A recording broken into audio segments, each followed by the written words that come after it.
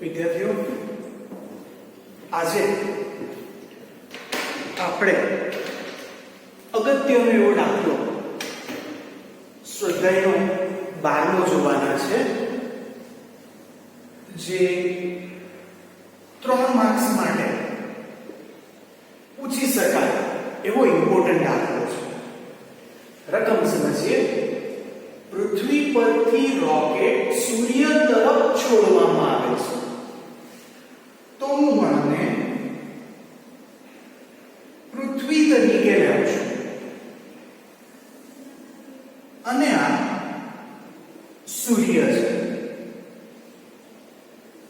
તો પૃથ્વી ઉપરથી એક રોકેટ સૂર્ય તરફ છોડવામાં આવે છે.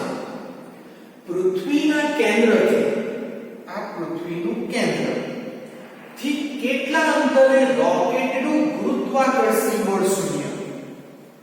તો ધારો કે પૃથ્વીના કેન્દ્રથી x જેટલા અંતરે,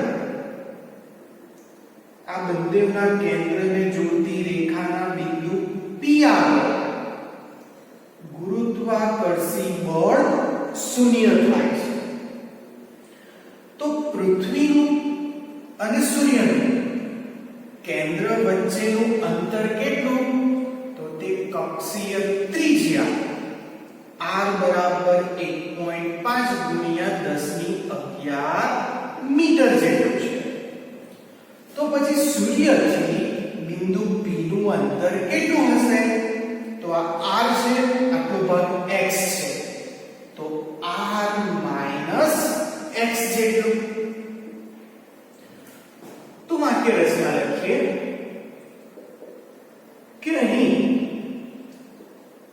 પૃથ્વી અને સૂર્ય વચ્ચેનું અંતર એ સ્મોલ r છે.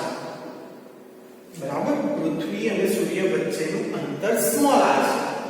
પૃથ્વી વધારે લખું તો ના કેન્દ્ર વચ્ચેનું અંતર r જેટલું છે. બીજું, પૃથ્વીથી x અંતરે બિંદુ P પાસે ગુરુત્વાકર્ષણ બળ એ શૂન્ય થાય છે. બરાબર ને? પૃથ્વીના કેન્દ્રથી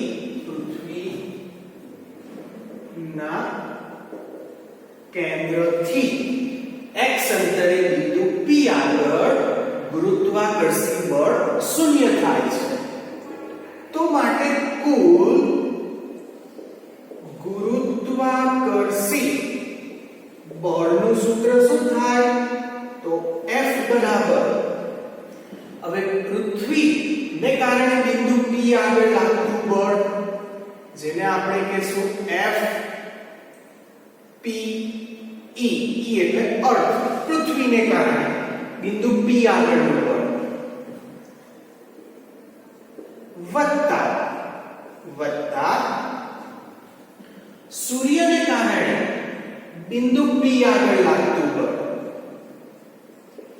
સૂર્યને કારણે એટલે સનને કારણે બિંદુ P આગળ લાગતું બળ, એટલે કુલ બળ ક્યાં લાગે છે? બિંદુ P આગળ.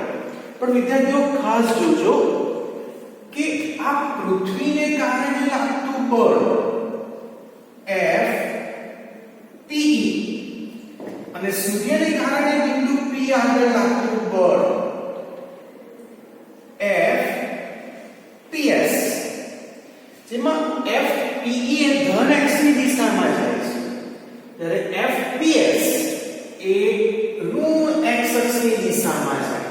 એટલે અહીં લખવું પડશે આગળ માઈનસ, અને બિંદુ P આગળ નું પરિણામી બળ એ આપણને રકમમાં કીધું છે કે 0 છે. તો હું અહીં FPE નું સૂત્ર લખી દઉં તો G બિંદુ P આગળનું દળ એ ધારો કે m જેટલું છે. પૃથ્વીનું દળ એ m છેદમાં p અને પૃથ્વીના કેન્દ્ર વચ્ચેનું અંતર એટલે x નો વર્ગ વત્તા ઓછા એટલે અહીંયા ઓછા g બિંદુ p આગળનું દળ આપણે ધારી લીધું છે કે ધારો કે m જેટલું છે.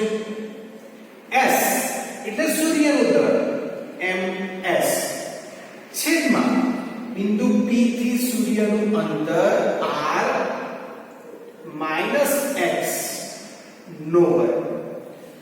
તો આ બંનેમાંથી આ gm કોમન નીકળે. gm કોમન બી નીકળે અને 0 ના છેદમાં આવશે એટલે 0 gm કોમન કાઢો તો પહેલા પદમાં m ના છેદમાં x સ્ક્વેર રહેશે માઈનસ ms ના છેદમાં r માઈનસ x આખાનો વર્ગ. હવે આ g અને m 0 ના છેદમાં આવે એટલે ab 0 તો આમ 0 બરાબર m છેદમાં x સ્ક્વેર માઈનસ ms છેદમાં r માઈનસ x આખાનો વર્ગ. આ માઈનસ છે તે બરાબરની પહેલી બાદ લઈ જાઓ તો પ્લસ થઈ જશે. તો આ સમીકરણ લખાશે ms ના છેદમાં r માઈનસ x આખાનો વર્ગ બરાબર એની વાળું પદ તો જમણી બાજુ જ રહેશે એટલે એની ના છેદમાં x નો વર્ગ. કઈ ઉતા જઈએ આપણે ms સૂર્યનું દળ જે છે 2 ગુણ્યા 10 ની 30 ઘાત r માઈનસ x નો વર્ગ. r ની કિંમત આપણે છેલ્લે મૂકશું કારણ કે એની ઘાત 10 ની 11 છે સાઈડ કરવી બહુ પછી બાદબાકીમાં તકલીફ પડશે એટલે આપણે એને છેલ્લે જ મૂકશું r ની વેલ્યુ. ચાલો છેદમાં x સ્ક્વેર તો ખરું જ m પૃથ્વીનું દળ 6 ગુણ્યા 10 ની ઘાત 24. ચાલો તો આ x સ્ક્વેર આની સાથે ગુણાય 2 ગુણ્યા 10 ની 30 ઘાત ગુણ્યા x સ્ક્વેર બરાબર r માઈનસ x આખાનો વર્ગ 6 ગુણ્યા 10 ની 24 ઘાત. તો વિદ્યાર્થીઓ 2 તાલી 6 લખાશે. હું અહીં x સ્ક્વેર જ રાખું તો r માઈનસ x આખાનો વર્ગ 3 ગુણ્યા 10 ની ઘાત 24 અને આ 10 ની ઘાત છેદમાં આવશે તે ઉપર જાય એટલે માઈનસ 30. તો માટે x સ્ક્વેર બરાબર r માઈનસ x આખાનો વર્ગ 3 ગુણ્યા 10 ની ઘાત 24 ઓછા 30 એટલે માઈનસ 6. વિદ્યાર્થીઓ હું બધે બાદથી વર્ગમૂળ કાઢું છું કારણ કે મારે આપણે જે શોધવાનું છે એ x શોધવાનું છે. તો બધે બાજુ વર્ગમૂળ લેવું તો x બરાબર r માઈનસ x વર્ગમૂળ 3 અને 10 ની ઘાત કેટલી થશે માઈનસ 6 નું વર્ગમૂળ એટલે માઈનસ 6 ભાગ્યા 2 એટલે માઈનસ 3 થશે. ચાલો તો x આ જે કૌંસની બહાર છે તો જરા કૌંસની અંદર જવા દે. તો આ √3 * 10⁻³ r માઈનસ √3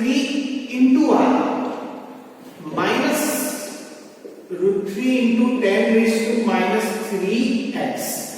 તો બે એક બાજુ x વાળા પદ અને એક બાજુ r વાળા પદ રાખીએ તો માટે x વત્તા આ બાજુ આવશે માઈનસ વાળું પદ એટલે √3. હવે વેલ્યુ પણ આપણે સાથે સાથે શોધી દઈએ કે વર્ગમૂળ 3 નું જે જવાબ આવે એ કેટલો આવશે તો 1.73 ને ભાગ્યા 10 ની 3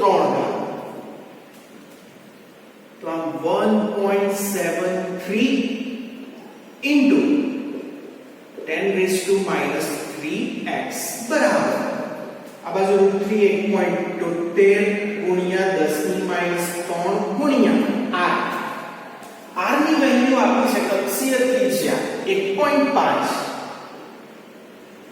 ગુણ્યા 10 ની 11 ઘાત વિદ્યાર્થીઓ હવે આ જે પદ છે એમાંથી x કોમન કાઢી શકું તો લખાય 1 + 1.73 ના ભાગ્યા 10 ની 3 ઘાત એટલે 0.12 173 ની ઘાત લખાય 1 2 ને 3 એટલે આ ઘાત આવી જશે બરાબર આનો ગુણાકાર કેટલો તો 1.73 ગુણ્યા 1.5 તો એનો જવાબ આવશે 2.595 ગુણ્યા 10 ની ઘાત કેટલી તો 11 ઓછા 3 એટલે 10 ની ઘાત થશે 8 તો માટેનો x અહીંયા 1.00173 લખી શકું